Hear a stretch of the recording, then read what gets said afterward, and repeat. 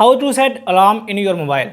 Hi guys, in this video I will show you how you can set a single or multiple alarms in your mobile. So without wasting your time, let's get started. So to set an alarm in your mobile, first of all you have to search here clock app. Click on it and here click on this alarm, and from here you can select the time that you want to set as alarm, and here you can select AM or PM, and from here you can type the type of alarm sound, alarm vibration or snooze.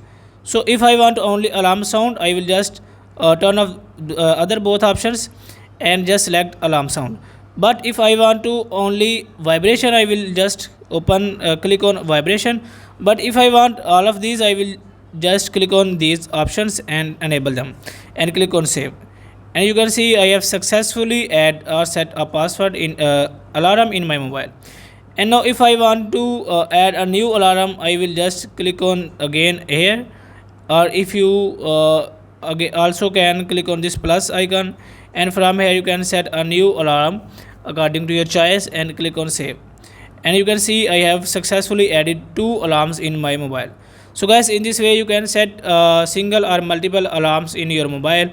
If this video is helpful for you, please like the video and subscribe to our channel. Thanks for watching.